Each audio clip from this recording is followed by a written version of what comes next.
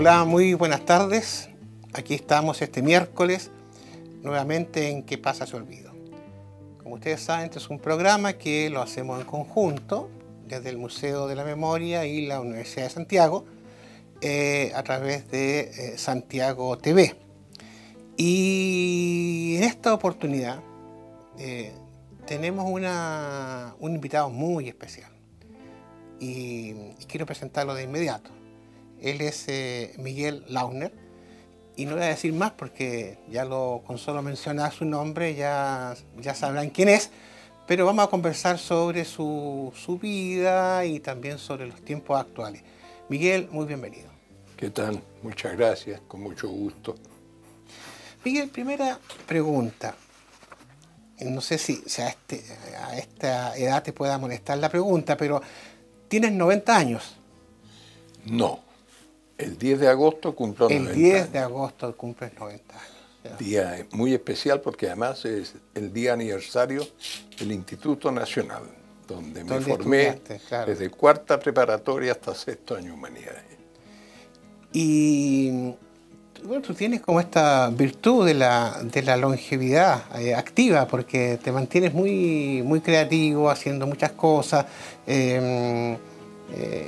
Y bueno, 90 años no es poco, y sin embargo tú lo llevas lo más bien. Sí.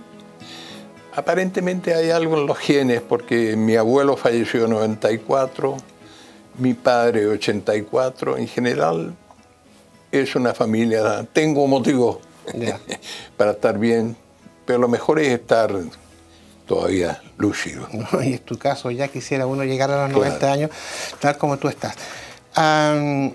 Y si uno saca bien la cuenta, naciste el año 1928. Exactamente. ¿Ya? Y hay aquí un cierto sino, porque tú conoces bien la historia de Chile. Naces en un año de dictadura.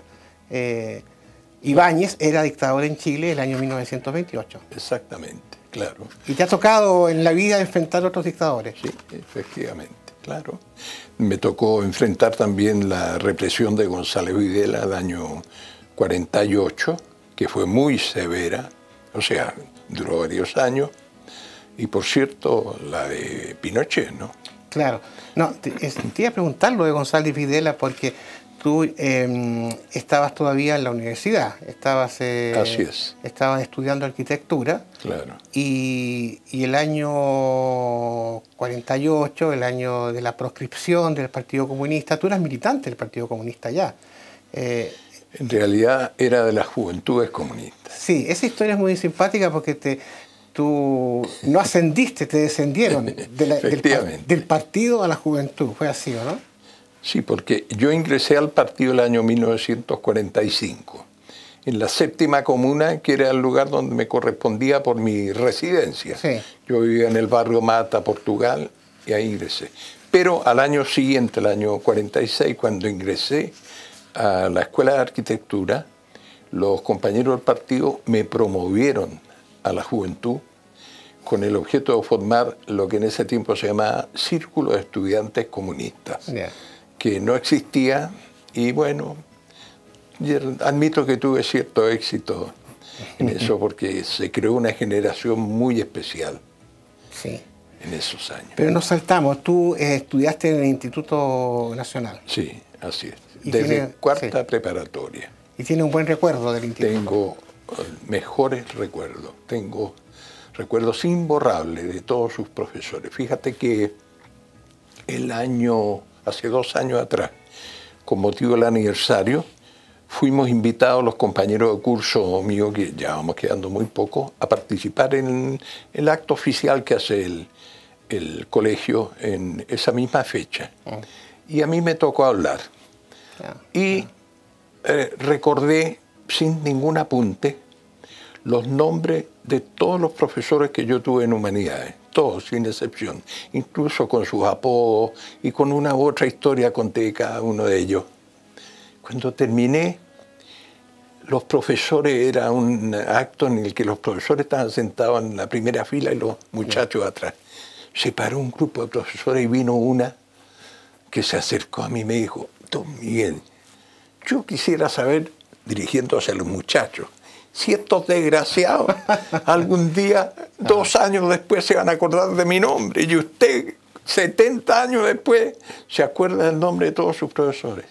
Es que los recuerdos son imborrables de cada uno de mis maestros. Además, todo el espíritu del colegio, las actividades como la Academia de Ciencia Literaria, donde nos reuníamos todos los días miércoles, y otras actividades anexas, nos llenó la vida. Yo tengo muchísimo que agradecer al instituto. ¿Y estos valores republicanos que te han acompañado, democráticos, durante toda la vida, los tomaste en el colegio o ya venían en el instituto o ya venían de antes en la familia? Yo tuve una interesante escuela de formación que fue un poco anterior, que fue anterior sí a la universidad. A la universidad, sí, claro. Que fue la AJI, Yeah. Asociación de Jóvenes Israelitas, Yeah. que se reunía en el subterráneo del Círculo Israelita, que estaba situado en ese tiempo en Tarapacá, esquina del Serrano. Y ese fue todo el periodo de la guerra, Yeah. digamos, del año 41 a 44, a 45, donde nos reuníamos.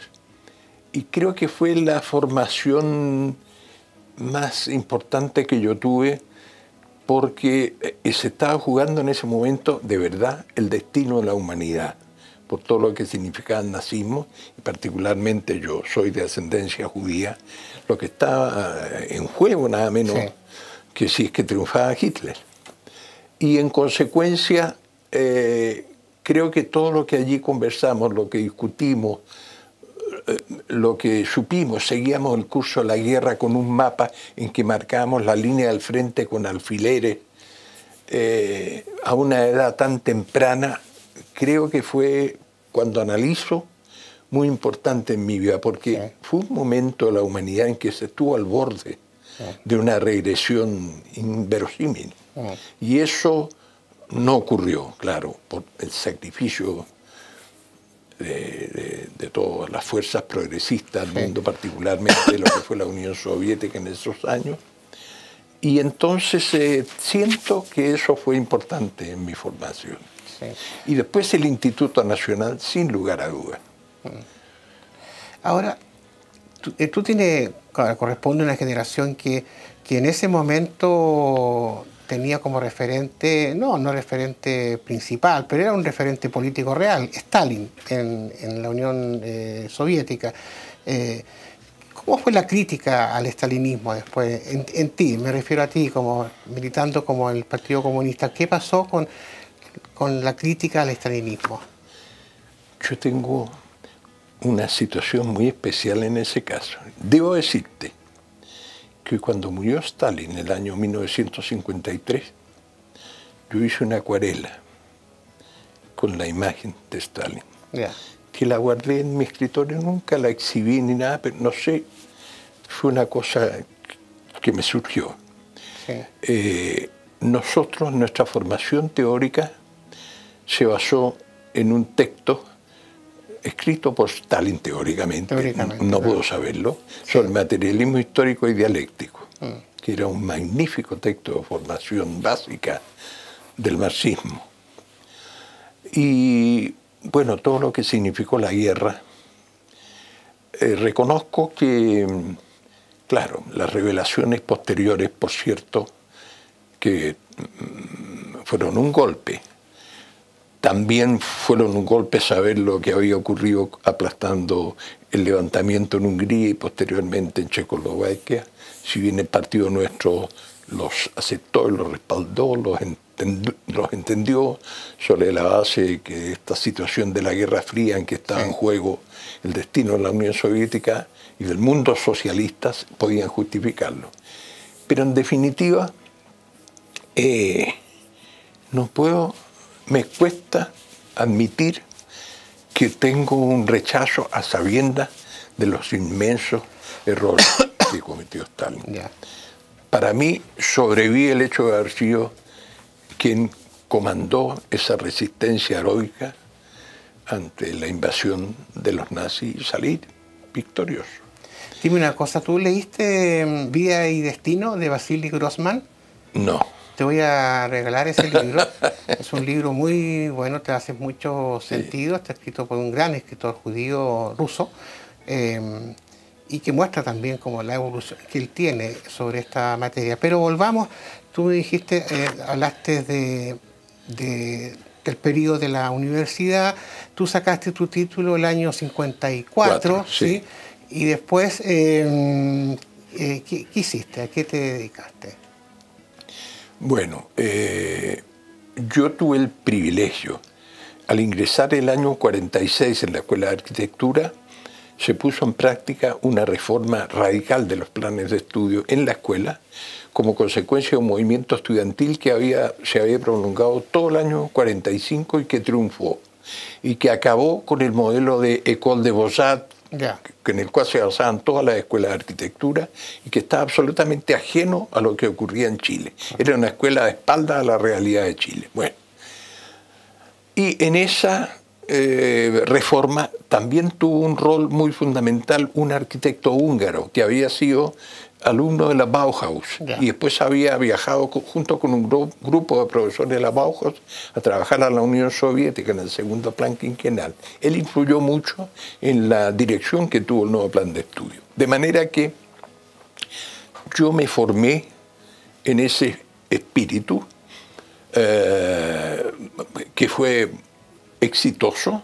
Prueba es que una vez egresadas las primeras generaciones del nuevo plan de estudio, francamente empezamos a arrasar en los concursos de arquitectura en nuestro país, lo que demostró las bondades que tenía el nuevo plan de estudio. Y en consecuencia, desde muy temprano edad, ya desde que pasé a segundo año, yo ya fui nombrado ayudante en la escuela y posteriormente profesor asistente y profesor de taller. De manera que tuve una parte importante de mi primera actividad profesional en el ámbito académico. Pero muy pronto, egresando ya, empezamos a tener éxitos profesionales. De manera que tuvimos siempre compartida la actividad académica con la actividad profesional. Y se une una última circunstancia muy particular, que aún siendo estudiantes, participamos en la creación y apoyo al movimiento de pobladores de Chile. Chile era un país desde mediados de los años 40 en que se había producido un gran proceso migratorio del campo a la ciudad, que estaba absolutamente desbordada Santiago, con miles de familias hacinadas a la orilla del Sanjón de la Aguada o en la ribera norte del río Mapocho. Y el Partido Comunista tuvo la inteligencia de entender que esa falta de respuesta del gobierno a las demandas habitacionales de esta enorme masa podía constituir un factor de rebelión, digamos, y nos ligamos muy temprano. ¿Con qué objeto? Con el objeto de las acciones de tomas de terreno que realizaban los pobladores fueran organizadas, que se asentaran en forma correcta, planificada. Desde luego yo participé personalmente en la toma que dio lugar a la famosa población La Victoria, el 30 de octubre de 1957. El plano de La Victoria se hizo en mi oficina, en nuestra oficina. Y estuve participando en la toma, instalado en carpas ahí, trazando, y hoy es un asentamiento convencional como cualquier otro. De manera que tuve desde muy temprana edad esta combinación de preocupaciones docentes, académicas, y siempre pisando la tierra, vinculado a los intereses de los sectores más populares. Y también político. Y ese ha sido un signo político, sí. Claro, porque que me ha acompañado toda la vida. Tú, a propósito de acompañar, tú acompañaste a Allende prácticamente en todas sus campañas presidenciales, ¿es así? O sea, así es. Desde la primera campaña, que fue una campaña heroica, él había roto con el Partido Socialista, que había designado como candidato presidencial para las elecciones de 1952 a Carlos Ibáñez del Campo, y nosotros participábamos muy activamente en la FECH. Ahí habíamos conquistado la FECH en una coalición que se llamó FAU, Frente Avanzada Universitaria, integrada por comunistas, socialistas y radicales. La FECH la ganó el 50 y el 51, José Toá, presidente, Luis Dodds, radical, vicepresidente, y Fernando Ortiz Letelier, detenido desaparecido, comunista, secretario general. Bueno, y cuando Allende rompe con el Partido Socialista, la Juventud Socialista que encabezaba José Toá adhiere totalmente a Allende. Yeah. Y el Partido Comunista, que estaba en la clandestinidad, nosotros fuimos un poco la cara visible apoyando a Allende en su primera campaña, que fue maravillosa. Ahí conocí realmente en su integridad al líder que significó Salvador Allende. ¿Y tú lo acompañaste también desde el área de tu especialidad, desde el tema de la vivienda? Sí. Ya, eso era como tu... Siempre. Ya. Nuestro apoyo fue siempre en todas las campañas, organizábamos el programa y participábamos en la discusión del programa habitacional, acompañábamos al presidente a las proclamaciones, al candidato, digamos, a las proclamaciones en las poblaciones, aquí y allá, y las ideas principales en materia de desarrollo urbano y de vivienda provenían de los debates que hacíamos nosotros. Y tú puedes decir que a Allende este era un tema que sí le importaba mucho. ¿Cómo? Que a Allende sí le importaba mucho este tema. Sí, por supuesto. Sí. Él le dio extremada importancia. Sí. Más aún que hace noticia ahora en el en la Villa San Luis. Yo acompañé al presidente a una proclamación, tiene que haber sido julio, en pleno invierno del año 70, en víspera de las elecciones que tenían lugar en septiembre, y que yo veía intensamente y vi el cariño, el afecto con que lo recibía la gente. Fue un episodio además, diría, pintoresco, porque no hubo tal proclamación. En el momento que bajamos en medio de un barrial y lluvia al claro donde estaba reunida la gente, apareció una compañera gritando: "¡Está pariendo la Marta! ¡Está pariendo la Marta!" Yeah. Y el presidente, que era médico, consideró su deber, naturalmente, dirigirse. Y se acabó la proclamación y todos partimos detrás de... nos aglomeramos ahí junto a la... Qué buena anécdota. Sí. Bueno, en 1970 Allende es elegido presidente de la República y a ti te nombran rápidamente director ejecutivo de la Cormu. Sí. ¿Qué es lo que es la Cormu? La Cormu, Corporación de Mejoramiento Urbano, fue una institución nueva en la historia de la vivienda en Chile. Históricamente, desde el año 53 que se creó la Corvi, era esta la institución encargada de llevar a la práctica todas las políticas habitacionales en Chile.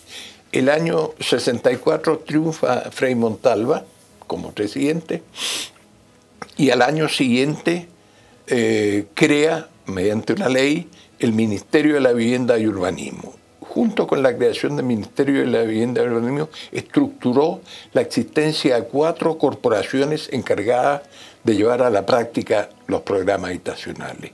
La Corvi, que ya existía para las obras tradicionales de vivienda del sector público, la COU, Corporación de Obras Urbanas, encargada de todas las obras de infraestructura, la pavimentación, el alcantarillado, en fin. La Coravit, Corporación de Servicios Habitacionales, encargada de registrar la postulación y las asignaciones de vivienda. Y la Cormu, que fue la institución nueva, Corporación de Mejoramiento Urbano, donde yo fui designado director ejecutivo, encargada de los planes de renovación urbana, es decir, operar sobre la estructura existente de la ciudad en deterioro, obsoleta o como se quiera llamar, a diferencia de la Corvi, que operaba en sitio de O sea, nosotros construíamos donde había gente y la construcción no podía hacerse ignorando a la gente. En cambio, la Corvi no tenía ese problema. Y además nosotros también asumimos otra tarea fundamental que la veo con nostalgia hoy día por lo que ocurre, es la adquisición de terrenos para todo el sector público. Y eso fue un factor fundamental, una política del suelo para evitar la especulación con el suelo urbano, que es la tragedia peor que tiene hoy día cualquier programa habitacional en Chile. ¿Ya te habías casado ya para esa época, cuando fuiste...? Sí, no. Yo soy casado muy prematuro. Nos casamos con Anita en el año 51, ambos estábamos 51. estudiando, acuérdate Sí. que nos titulamos en 54 juntos. Anita fue compañera de curso, ingresó junto con nosotros y ya estábamos trabajando. Cuando nos titulamos había más oportunidades que ahora y ambos éramos ya profesores en la Facultad de Arquitectura. Bueno, y contrajimos matrimonio, un matrimonio maravilloso. Yo tuve no solo una compañera en la vida, sino que también de trabajo. Sí. Una relación admirable. Sí, fue un amor de toda la vida. Sí. Estamos en la Cormu y hay un proyecto muy emblemático con el que tú estás asociado, que es la Villa San Luis. Cuéntanos un poco más para la gente que no sabe de qué se trata este proyecto. ¿En qué consistía que también se llamó ministro de la Vivienda Cortés? Sí, Carlos Cortés. Carlos Cortés, sí. Sí. Pero partió llamándose Villa San Luis. Lo que ocurre es que en el programa habitacional del presidente Allende habíamos acordado que durante todo el primer año la prioridad de nuestra labor iba a ser dirigida a dar habitación a los sectores que nunca habían tenido oportunidad de llegar a la vivienda. Porque Frei Montalva había promulgado un plan habitacional, PAP se llamaba, Plan de Habitación Popular, en el que habían diferentes alternativas para los cuales se pedían un ahorro previo determinado, pero finalmente siempre quedaba aproximadamente un 20% de la población sin poder optar. Hay una imagen que estamos mostrando ahora aquí, donde tú... Exactamente, sí, ahí está muy bien. Sí, eso es. Podemos subir son los bloques recién terminados. 76 hasta el 78. El ejército... El del fondo, el que hizo la empresa constructora Adesco. Este es el de la empresa Bech y compañía, que es uno de los últimos recién demolidos. Y bueno, simplemente en la forma. En resumen, en Las Condes, como en todas las comunas actualmente de Chile, había una enorme cantidad de sectores sin casa, que en general la gran mayoría estaban asentados a orilla, en la ribera del río Mapocho, lo que es hoy día Lo Barnechea. Claro. Y nosotros, la Cormu, habíamos recién expropiado el Fundo San Luis, que era un enorme fundo de 153 hectáreas que había quedado en el corazón de Las Condes, que había crecido en torno a eso, por un litigio jurídico que había impedido que se pudiera utilizar. Al crearse la Cormu, se le otorgaron atribuciones para expropiar terrenos que permitieron expropiar ese terreno y comenzar a construir. Yeah. Y nosotros consideramos, si teníamos ese compromiso, asignar un sector de este Fundo San Luis a los sectores sin casa de Las Condes. Sí. Y así se hizo. Los compañeros, había dos cooperativas llamadas El Esfuerzo y El Ejemplo, a orilla del Mapocho, todos postularon. Y se produjo una situación muy singular. Todo el primer programa del presidente Allende, construimos 100.000 viviendas en el primer año, en todas las corporaciones, no solo la Cormu. La Coravit y la Corvi también construyen. Bueno, todo ese programa fue con nombre y apellido. Cuando se hizo el programa se sabía, aquí en Renca, población Villa El Salvador, terreno tal, los pobladores de los campamentos A, B, C, número de familias tantas, pobladores en Quinta Normal, en Barranca, en Pudahuel y en el San Luis, tales conjuntos, Cooperativa, el Esfuerzo y Esperanza, el Comité Patria Nueva, los del Hospital del Tórax, etcétera. Total, preasignado, sí, que fue una anécdota que tú cuentas, parece, sí, en que el presidente preguntó una vez cuántos departamentos se van a construir acá en Renca, sí, parece, y no estaba la respuesta de parte de los técnicos, sí, y dijo, bueno, cuando tenga la respuesta vuelvo, dijo, algo así, ¿o no? Sí, esa es una anécdota imposible de olvidar, porque yo asumí el 19 de diciembre de 1970.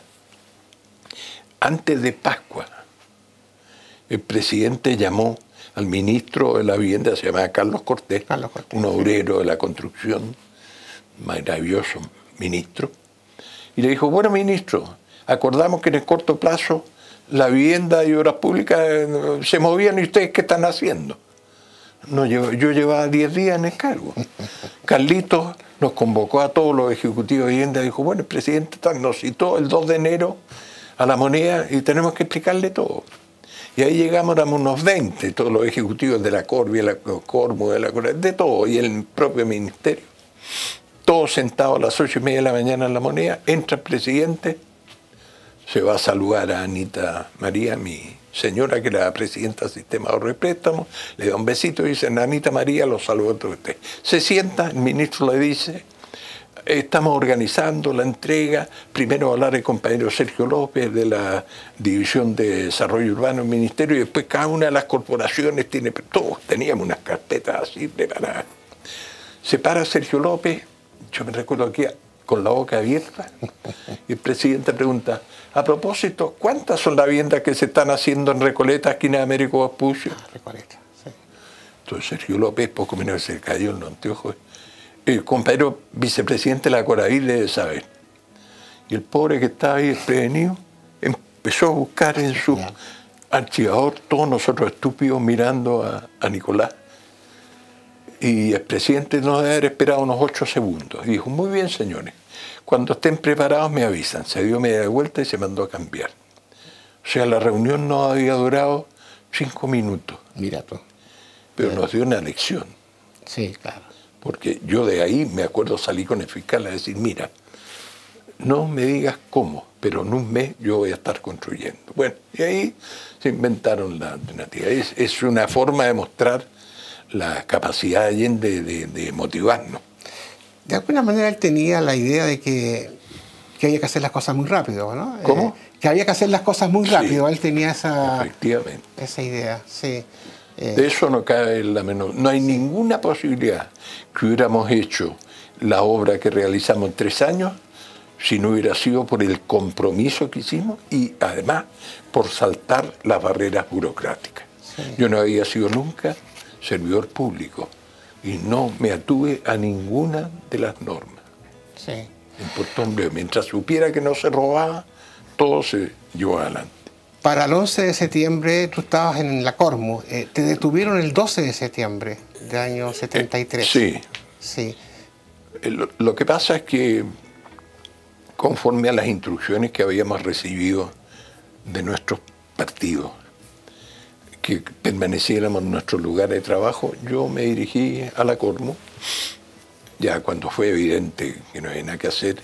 Desgraciadamente el único vehículo que había era el vehículo mío y un furgón que permitía llevar apretado hasta unas 8 a 10 personas y alcanzamos a hacer 3 viajes en la mañana hasta que se decretó el toque de queda y nos quedamos 44 funcionarios ya que no pudimos salir y permanecimos allí toda la noche y todo el día siguiente hasta que al día siguiente a las 5:30, 6 de la tarde llegó una compañía de carabineros que entró con metralleta, rompiendo vidrios, puertas y todo con unos gritos feroces.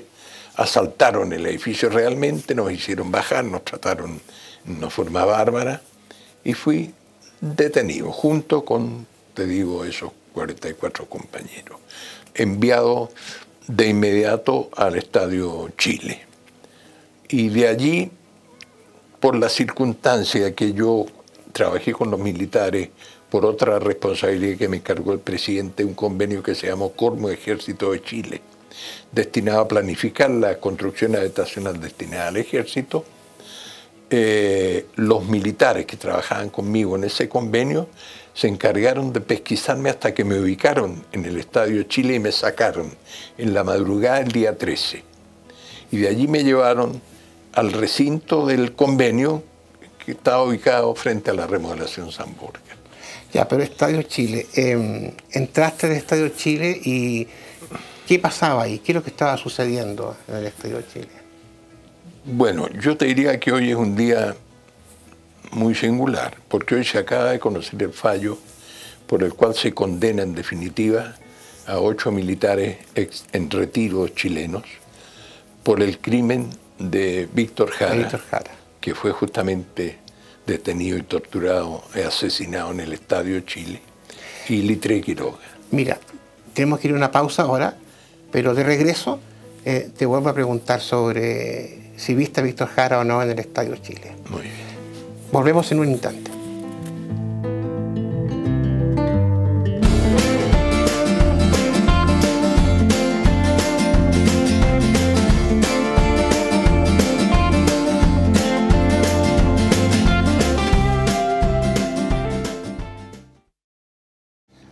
Aquí de regreso en ¿Qué pasa ese olvido?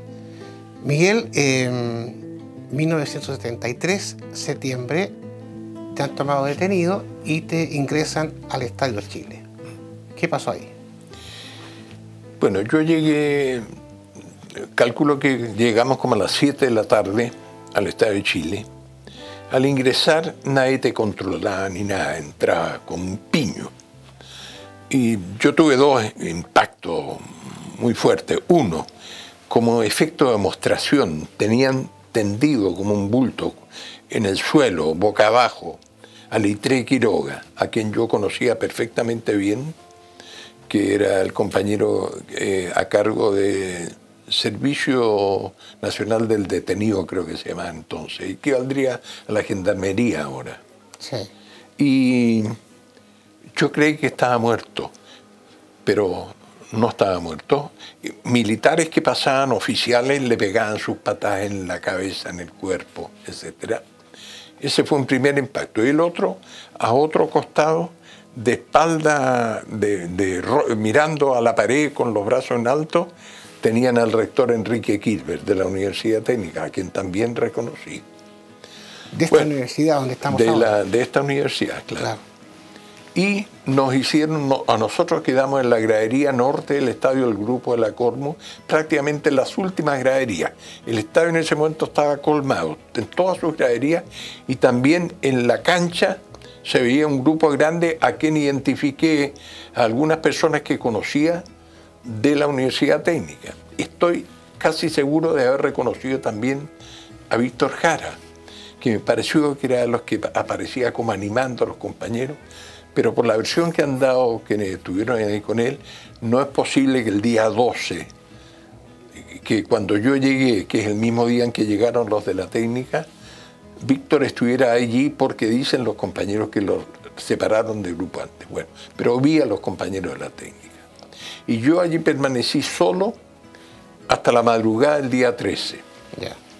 Porque allí los militares que trabajaban conmigo en el convenio Cormu Ejército de Chile, creado por el presidente Allende para planificar la demanda habitacional del ejército, esos militares me rastrearon al enterarse por mi señora, que lo llamó por teléfono, que yo estaba preso. Y me sacaron del Estadio Chile con intenciones de enviarme a la casa. Me llevaron a la sede de este convenio Cormu Ejército de Chile, que nosotros mismos la Cormu le habíamos facilitado. El general Viveros, que trabajaba conmigo en el convenio, vino a saludarme, llamó a un médico para que me echara una manito, me trajo un café y me dijo: no tengo un vehículo para mandarlo a la casa, pero llamé por teléfono a Anita, ya, todo aparentemente bien. Pero muy rápidamente otro oficial del ejército con quien yo trabajaba en ese convenio, con el que tenía más confianza, entró solo a verme donde yo estaba y me dijo en estos términos: cagaste, llamaron del CIM y no dejan que tú te vayas, del Servicio de Inteligencia Militar. Se fue. Y volvió el general Viero y me dijo: mire, don Miguel, no se preocupe, yo lo voy a mandar para que usted esté tratado con el rango que usted se merece a la escuela militar. Tiene que hacer una declaración, 24 horas va a estar en su casa. A raíz de eso, me trasladaron a la escuela militar, donde el trato ya cambió de inmediato. Y por ese motivo yo quedé junto con el resto de los altos funcionarios de gobierno. Estaban varios ministros, subsecretarios, quedé en la misma pieza con Daniel Vergara, que era el subsecretario del Interior, y de allí seguí el itinerario que siguieron todos estos compañeros, a la isla Dawson primero, después a Santiago, la Academia de Guerra Aérea, Ritoque y finalmente Tres Álamos. Isla Dawson, mira, te comentaba que el fin de semana pasado estuve en el mercado persa, una de mis aficiones, y encontré esta revista, 2.000 pesos me costó, Los detenidos de Isla Dawson. Altos jerarcas del régimen anterior conversan con Bea en la isla magallánica. Y en el centro de este número aparece, no sé si se alcanza a ver bien, sí, los detenidos de la isla Dawson. Y, a ver si puedo hacerlo bien, acá la persona que está ahí está Miguel. Junto con las personas más destacadas, con los dirigentes más destacados del gobierno de la Unión Varios Popular. ministros, subsecretarios y altos funcionarios. Sí. Bueno, aquí el reportaje de Bea dicen que era casi como una colonia de veraneo. Sabemos que no fue así. ¿Cómo fue tu experiencia en Dawson? Bueno, obviamente sabía muy bien el destino. La isla está situada en el corazón del estrecho de Magallanes, azotada por vientos aún más violentos que los que suelen afectar a Punta Arenas, por su situación en el corazón del estrecho. Llueve torrencialmente, no recuerdo casi ningún día, habiendo estado en el verano, que no haya llovido. Y a veces, varias veces en el día. Nosotros fuimos sometidos ahí a un régimen de trabajo forzado, duro, no menor, que variaba un poco según la guardia, algunos con un poco más benevolencia. El régimen de alimenticio era absolutamente insuficiente incluso para el lugar, a la latitud en que estábamos instalados. Una taza de té con un pan en la mañana, un plato de lentejas o de porotos al mediodía y otra taza de té y pan en la noche. De manera que la mayoría de los compañeros, estuvimos 8 meses allí, perdimos entre 12 a 20 kilos durante 8 meses. Y la guardia en algunos casos fue instruida para someternos a un tratamiento de castigo, con vejaciones prácticamente diarias, de día y de noche. Cuando le tocó la guardia al capitán Zamora, él se encargaba de hostilizarnos durante la noche, mientras sus tenientes lo hacían durante el día. La barraca se abría de pronto a las 2 de la mañana, Jaime Concha, a la comandancia, violentamente, todos despertando naturalmente y quedando intrigados qué pasaba. Volvía Jaime Concha, era que había llegado una encomienda y se la entregaba a esa hora. Y después a otro, o otras cosas del mismo tipo, con tal de prácticamente no dejarnos dormir. Sí. Fue un trato duro. Tuvimos también a un psicópata, al teniente Valenzuela, que entraba al comedor cuando estábamos almorzando. Yo hice un dibujo sobre eso y nos apuntaba a cada uno con su ametralladora en la nuca, prohibido hablar. Otro día entró tirando una granada arriba y recogiéndola. Los pelados que estaban de guardia le miraban las caras, estaban más lívidos que nosotros, probablemente más conscientes del riesgo que eso significaba. De manera que estuvo muy lejos de ser un veraneo o una taza. Y hay un discurso o una locución que hizo un oficial de alto rango, que era uno de los que estaba a cargo de la prisión de ustedes, que estaba convencido que los quería convertir en buenos soldados. Así es. Sí. ¿Cómo fue eso? Claro. Eso fue en la guardia justamente de este psicópata, capitán Zamora. Llegó un teniente llamado Weidenlaufer. Un apellido Sí, alemán. Apropiado. Apropiado, como para lo que era. Campamento nazi, más o menos. Claro. Y entonces entró violentamente a la barraca también, como a las 10 de la noche o 9, todavía no nos habíamos acostado, y nos espetó un discurso así, con dos guardias apuntándonos mientras hablaba. Y dijo, bueno, cualquier conscripto vale más que ustedes. Nosotros haremos soldados de ustedes, cueste lo que cueste. Óiganlo bien, cueste lo que cueste. Y el que no quiera entenderlo, se quedará botado en el camino. Esa fue su predica. Chile no necesita ociosos vagos como son ustedes. Chile necesita soldados. Y haremos ustedes soldados, cueste lo que cueste. Ese fue Bailen López. Dicho sea paso, funcionario en Arica hasta unos 3, 4 años atrás en que estaba seremi de pesca. No te puedo creer. En Arica. Fue denunciado. Descubierto, mira, digamos. Descubierto. Había pasado colado. Tú estás en la isla Dawson y lo que llama la atención de lo que tú has comentado es que estabas muy impresionado con el paisaje. Sí. A pesar de todo el clima de prisión, te llamaba la atención el cielo, las nubes, la cordillera nevada. Tanto así que tus compañeros te decían que te preocuparas de otras cosas, pero tú estabas muy impresionado con lo que era el entorno natural de Dawson. Sí.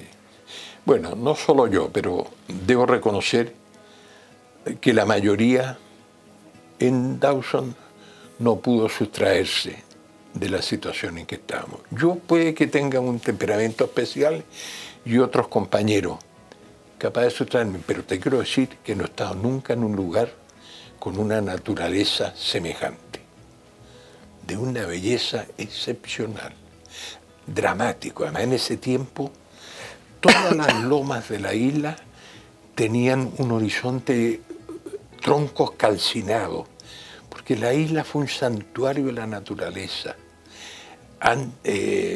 Tenía una riqueza forestal constituida fundamentalmente por coihues, que yo calculé en uno que logré subirme cortado a esta altura. Con un vidrio fui raspando para medir los anillos. Bueno, y alcancé a calcular que menos de 1000 años no tenían, y probablemente hasta 2000. Mira. Todo fue consumido en una explotación que duró más o menos de 1910 a 1940. No quedó nada. Solo los renovables cuando llegamos nosotros. Sí. En consecuencia, el paisaje mismo, con este espectáculo de los troncos desgarrados, impresionantes, calcinados, era muy dramático. Sí. Y la naturaleza, los vientos, las lluvias, pisabas una turba permanentemente, un lecho muy rico que había quedado por todo lo que se había acumulado durante siglos allí, ¿no? Y los vientos. Aparecía el sol y pasaban unos cúmulos a una velocidad que no he visto en mi perra vida a la vista. Tuvimos de pronto un espectáculo un domingo que estábamos autorizados a ir a recoger piedras a orilla del estrecho, unas tuninas como no he visto. Yo he estado en Chiloé, he visto tuninas, pero estas brincaban en una forma especial, impresionante. En consecuencia, eso a mí me impactaba, pero admito que la mayoría de los compañeros que tú eres no lograron superarlo. Un artista, y mirando todo esto, en una loma de pronto ves una iglesia de Puerto Harris, una iglesia... ¿Cuál es la historia en relación a esa iglesia? Bueno, ese es un caso muy especial y muy significativo para mí como arquitecto, debo decirlo con toda franqueza. Porque haciendo la faena de plantar un poste de ciprés de las Guaitecas de 7 metros de alto, cada 50 metros, que la Armada había decidido con el objeto de construir una nueva línea eléctrica a lo largo del estrecho, avanzando llegamos a divisar una primera vez que veíamos una localidad habitada en la isla que hasta entonces creíamos que estaba totalmente deshabitada. Un caserío miserable, unas 20 casitas, pero en la loma una estructura de madera, indiscutiblemente una iglesia. Y entonces le pregunté al sargento a cargo nuestro, y eso que, bueno, me dijo, una iglesia, me han dicho que está abandonada no sé cuántos años, en fin. Se me ocurrió, a la pausa del almuerzo, le dije, sargento, vamos a echarle un vistazo. dejó a los pelados a cargo de los compañeros y fuimos los dos sorteando el caserío para evitar contaminarnos con los residentes civiles, que eran los familiares y los oficiales que durante el verano pasaban a vivir en Puerto Jarre. Y llegamos, y efectivamente confirmé que era una estructura muy sólida, muy bien construida. Ya habíamos constatado la fuerza de la naturaleza, los vientos, las lluvias torrenciales, y eso que estaba abandonado 30, 40 años, había soportado bien. Me arrastré por debajo porque estaba construida sobre pilotes para ver los cimientos, se veían en perfecto estado. Y de pronto, en un matorral de Calafate, asomaba un trozo de hormigón intrigante. ¿Qué hacía eso allí? El sargento, afortunadamente, que era de la zona, andaba todo el tiempo con una hachuela colgando aquí, porque el Calafate tiene una espina de este calado, no te puedes aproximar. Yeah. Y cortó muy rápidamente, y empezamos a retirarlo, levantamos un pedestal, un busto de Monseñor. Había un texto. Mira. Monseñor José Fañano, evangelizador de Ona, Tehuelche y Alacalufe, fundó aquí la misión San Rafael, 1892. Mira. Yo cuando veo esa fecha, volví a mirar la iglesia y dije, pero ¿cómo? Esto es un patrimonio, está abandonado, debe ser la estructura de madera más austral del planeta. Y está abandonado en estos, tienen todos los vidrios rotos, no había nada en buenas condiciones.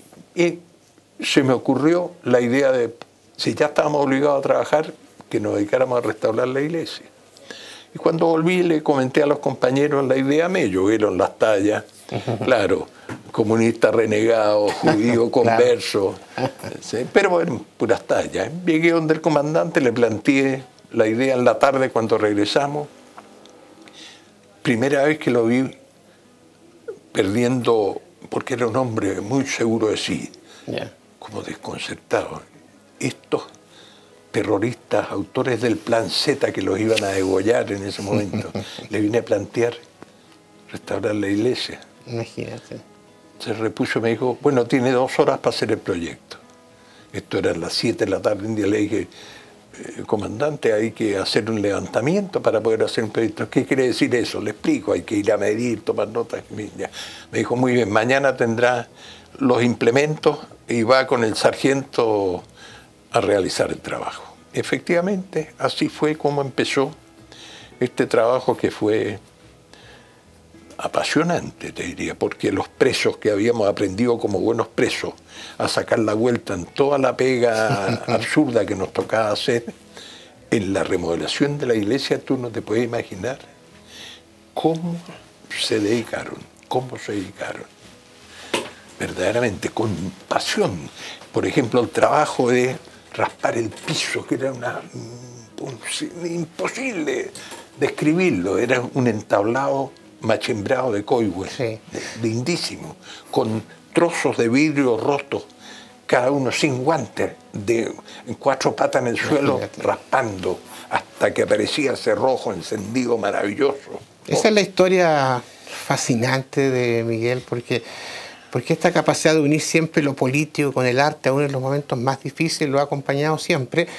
Y no solo hiciste el levantamiento de los planos, sino que, dado que te dieron unas hojas y unos lápices, empezaste a hacer dibujos, claro, bocetos o apuntes, como les llamas tú, de la situación misma de Dawson, de los prisioneros, de lo cotidiano.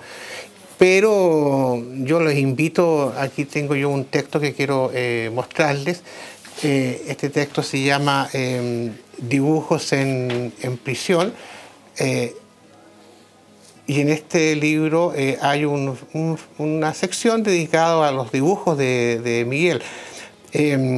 Pero además él está a punto de publicar nuevamente la segunda edición. ¿Cómo se llama el texto? La vida a pesar de todo. La vida a pesar de todo. Y esa segunda edición está por salir, ¿o no? Sí, el próximo martes 10 en el Centro Cultural de España a las 19 horas. Ahí vamos a estar. Se lanza. Sí. ahí vamos a estar porque nos interesa, bueno, es un libro maravilloso, los dibujos de Miguel están puestos en el museo, están, la verdad que vale la pena.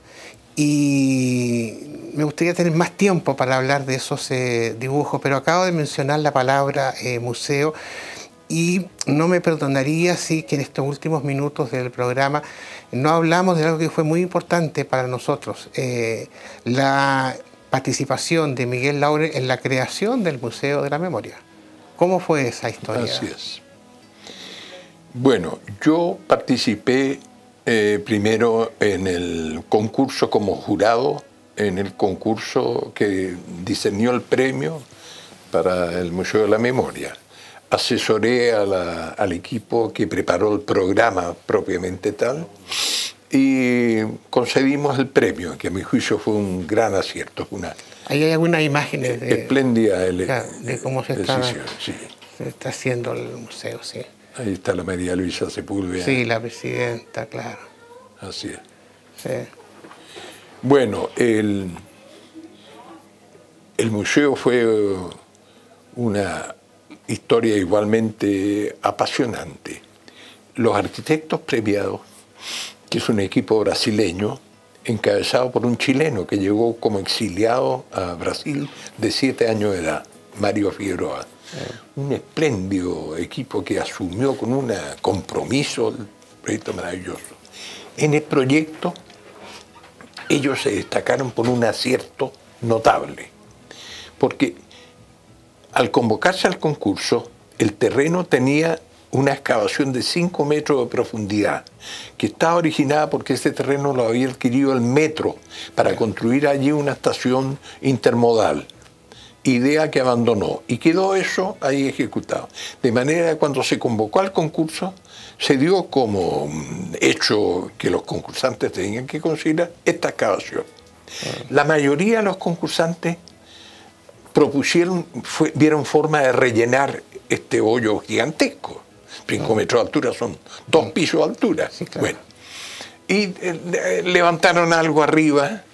Este equipo tuvo la habilidad de dejar esta excavación, sacarle partido, crearon una explanada preciosa, que es la que tiene el proyecto, crearon 2 escalinatas que bajan de las calles laterales, Matucana y Herrera, y una rampa que viene desde Catedral, y levantaron este cuerpo sobre 2 bases de hormigón, con una estructura metálica preciosa, de manera que eso fue un exitazo como idea. Y la solución interior es muy hermosa, a diferencia de los museos, ellos lo hicieron a conciencia, teniendo presente la naturaleza de la muestra. Es un museo lleno de cristales, que es la oposición que siempre un director de museo busca, necesita muros. Sí, claro. Claro, y considerando que lo que se muestra es tan sordio, quisieron que el edificio fuera alegre. Sí. Lo lograron. Intercomunicaron los 3 pisos de altura en un vacío precioso. La museografía aprovechó eso para colgar las imágenes de los 1500 desaparecidos. Bueno, es un exitazo, pero te quiero decir que participé desde sus orígenes en el programa, juré en el jurado, y posteriormente, cuando empezó la construcción, se crearon algunos problemas porque estaba a cargo de obras públicas que tenían una actitud muy burocrática para plantear algunos cambios. Y entonces María Luisa Sepúlveda me llamó y me dijo: mira, tienes que acompañarme porque aquí me están dando puras explicaciones que no entiendo. Yo la acompañé a una primera reunión y de ahí en adelante ella me dijo: no, tú te quedas aquí. Y yo participé en toda la construcción del proyecto, me instalé. Una vez a la semana teníamos reuniones de construcción. La funcionaria de Obras Públicas, en el momento que volvió a poner un obstáculo, le dije: no, esto será así. Y ella me dijo: muy bien, usted en el libro de obra firma a su nombre, yo no tengo problema. Y de ahí en adelante el libro está entero firmado por mí. Y si no, olvídate que habría salido en el tiempo, porque tenía que ir una resolución a la Contraloría para algún cambio, toma de razón, etcétera. No habría salido jamás. Bueno, Quienes no conocen el museo, vayan a conocerlo, es realmente una maravilla arquitectónica, aparte de lo que el museo cuenta y relata. Miguel está, como ustedes ven, vinculado desde su origen al Museo de la Memoria, pero en estos minutos que nos quedan, Miguel tiene otra batalla, porque no para de dar batallas. Trató de salvar, y parece que le ha ido bien hasta ahora, la Torre UNTAD. Sí. ¿Cómo fue eso? Bueno, eso sí que me toca, porque el edificio de la UNTAD estuvo entero a mi cargo. De manera que escuché, tuvo la desgracia, para él, el ministro de Bienes Nacionales, que estaba yo viendo la televisión el día en que se paró frente al edificio, declaró que todo estaba malo, la arquitectura, las instalaciones, la estructura, y que no tenía presupuesto, que le habían pasado un presupuesto de 19.000 millones para arreglarlo, y que por lo tanto, para evitar que fuera un elefante blanco, lo ofrecía al mejor postor para que se hiciera cargo del edificio. Naturalmente que yo emití de inmediato un documento, convoqué a una serie de compañeros, arquitectos, amigos, creamos un comité de defensa de la torre, y emitimos un documento dejando en claro que no tenía sentido la declaración que había hecho el ministro. Hasta un año antes había funcionado durante más de 40 años como Ministerio de Defensa. Nunca supe de ningún ministro que hubiera planteado que el edificio estaba inhabitable, tal como él lo afirmó categóricamente. Y a los 2 días realmente él me invitó a reunirme, fui al ministerio, me dio toda clase de explicaciones, me dijo que él se había expresado mal, que se basaba en un informe que había emitido la Dirección de Arquitectura anterior, pero que se había dado cuenta que había recibido incluso peticiones de gente que le pedía, que quería irse a la torre de otros ministerios, y que en consecuencia había resuelto convocar a esta consulta ciudadana que acaba de concluir ahora, planteando cuál es el destino que se plantea para el edificio. En definitiva, podemos decir que gracias a la movilización nuestra, esta primera tentativa tras la declaración del ministro, hay imágenes que insinuó la posible demolición de la torre, quedó descartada. Ahora yo te diría que tenemos muchas sogas para el mismo trompo, porque como que se lo están disputando varias instituciones para en buena hora, porque es un edificio de alto valor patrimonial en la historia de Chile. Su significado político, social y patrimonial es enorme, de manera que en buena hora que se recupere. Bueno, hay horas largas y horas cortas, y nos tocó una hora corta con Miguel, porque el programa se ha pasado volando y quedan muchos temas que profundizar. Ya tendremos la oportunidad de hacerlo, creo, en una segunda oportunidad. Tenemos que hablar más de la Villa San Luis, tenemos que hablar ahora de sus... Bueno, aquí hay un signo, porque vuelve Miguel a trabajar con jóvenes nuevamente, comenzó así su relación con el mundo de la política y vuelve ahora a lo mismo. Esa perseverancia, esa creatividad, ese talento y ese encanto que tiene Miguel y lo acompañan, bueno, hemos visto un poquito de eso acá, y todos quienes lo conocemos sabemos que lo necesitamos. O sea, Miguel, a seguir trabajando en los temas que te convocan. Muchas gracias por estar aquí. Muchas gracias a usted. Agradecido por estar en esta noble universidad, con un rector que yo tuve como uno de mis mejores profesores en la Escuela de Arquitectura, Enrique Gilbert. Y, como sabemos, siempre ligado al museo, de manera que nos vemos el próximo miércoles en otra edición de ¿Qué pasa si olvido? Muchas gracias.